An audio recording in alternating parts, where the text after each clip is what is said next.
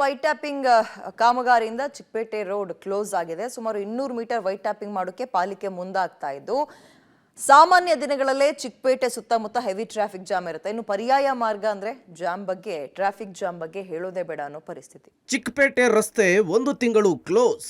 White tapping ಹಿನ್ನೆಲೆ ರಸ್ತೆ ಬಂದ್. ಪರ್ಯಾಯ ಮಾರ್ಗವಿದ್ದರೂ ಸಂಚಾರ ಕಷ್ಟ. ಬೆಂಗಳೂರಿನಲ್ಲಿ ಅತಿ ಹೆಚ್ಚು ವ್ಯಾಪಾರ ವ್ಯವಹಾರವಾಗುವ ಪ್ರದೇಶ ಅಂದ್ರೆ ಅದು ಚಿಕ್ಕಪೇಟೆ. ಇಲ್ಲಿ ದಿನಕ್ಕೆ ಲಕ್ಷಾಂತರ ವೆಹಿಕಲ್ಗಳು ಓಡಾಡುತ್ತವೆ. ಈಗ ರಸ್ತೆಯನ್ನು 1 ತಿಂಗಳು ಕ್ಲೋಸ್ ಮಾಡಲಿಕ್ಕೆ ಟ್ರಾಫಿಕ್ ಪೊಲೀಸರು ನಿರ್ಧರಿಸಿದ್ದಾರೆ. ಬಿವಿಕೆ ಅಯ್ಯಂಗಾರ್ ರಸ್ತೆಯ ಆಯ್ದ ಭಾಗಗಳಲ್ಲಿ ಸಂಪೂರ್ಣವಾಗಿ ಶಿಥಿಲವಾಗಿರುವಂತಹ ಹಳೆಯ ಕಾಂಕ್ರೀಟ್ ರಸ್ತೆಯನ್ನು ಮರು ಕಾಂಕ್ರೀಟೀಕರಣಗೊಳಿಸಲಿಕ್ಕೆ ವೈಟ್ ಟಾಪಿಂಗ್ ರಸ್ತೆಯನ್ನು ನಿರ್ಮಿಸುವ ಕಾಮಗಾರಿ ಶುರುವಾಗಿದೆ.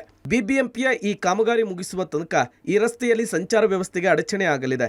ಹೀಗಾಗಿ ಬಿವಿಕೆ ಅಯ್ಯಂಗಾರ್ ರಸ್ತೆಯ ಸುಲ್ತಾನ್ಪೇಟೆ ಕ್ರಾಸ್ನಿಂದ ಕೋದಂಡರಾಮ ಮಂದಿರದವರೆಗೂ ಕೂಡ 2 ಬದಿಗೆ ತಾತ್ಕಾಲಿಕವಾಗಿ ಸಂಚಾರ ಮಾರ್ಗದಲ್ಲಿ ಬದಲಾವಣೆ ಮಾಡಲಾಗಿದೆ. ಚಿಕ್ಕಪೇಟೆ ರಸ್ತೆಯನ್ನು 1 ತಿಂಗಳ ಕಾಲ ಕ್ಲೋಸ್ ಮಾಡೋದಕ್ಕೆ ಈಗ ಬಿಬಿಎಂಪಿ ಮುಂದಾಗಿದೆ. ಟ್ರಾಫಿಕ್ ಪೊಲೀಸರು ಕೂಡ ಅದಕ್ಕೆ ಬೇಕಾದಂಥ ಸಿದ್ಧತೆಯನ್ನು ಮಾಡ್ಕೊಳ್ತಾ ಇದ್ದಾರೆ. ಈಗ ನೀವು ನೋಡ್ತಾ ಇರ್ತಕ್ಕಂಥ ರಸ್ತೆ ಏನಿದೆ ಅದನ್ನು ಕಂಪ್ಲೀಟಾಗಿ ಕ್ಲೋಸ್ ಮಾಡ್ತಾರೆ.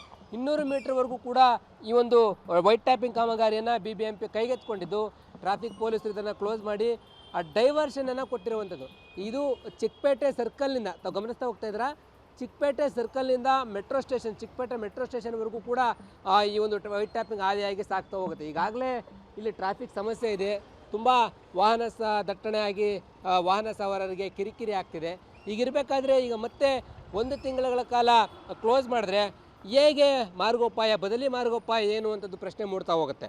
ಅಂದರೆ ಚಿಕ್ಕಪೇಟೆಗೆ ಬರ್ತಕ್ಕಂಥವ್ರು ಬಿವಿಕೆ ಅಯ್ಯಂಗಾರ್ ರಸ್ತೆಯಿಂದ ಎಡಭಾಗಕ್ಕೆ ತೆಗೆದುಕೊಂಡು ಸುಲ್ತಾನ್ಪೇಟೆ ಕಡೆಗೆ ಹೋಗ್ಬೋದು.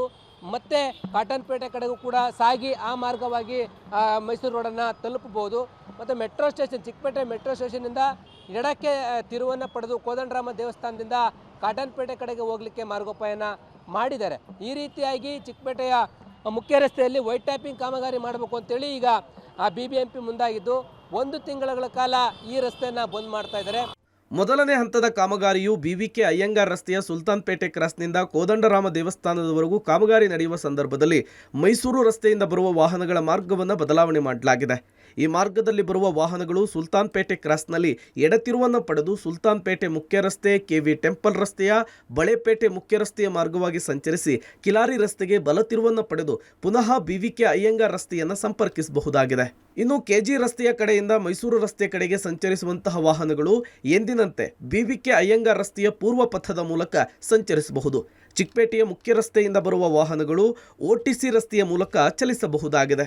ಒಟ್ಟಾರೆ ಚಿಕ್ಕಪೇಟೆಯ ಬಿವಿಕೆ ಅಯ್ಯಂಗಾರ್ ರಸ್ತೆಯಿಂದ ಕೋದಂಡರಾಮ ದೇವಸ್ಥಾನದವರೆಗೂ ಕೂಡ ಕಾಮಗಾರಿ ನಡೀತಾ ಇದ್ದು, ವಾಹನ ಸಂಚಾರಕ್ಕೆ ಸಮಸ್ಯೆ ಆಗಲಿದೆ. ಕಾಮಗಾರಿ ಆದಷ್ಟು ಬೇಗ ಮುಗಿಸ್ತಾರಾ ಅನ್ನೋದನ್ನ ಕಾದು ನೋಡಬೇಕಿದೆ.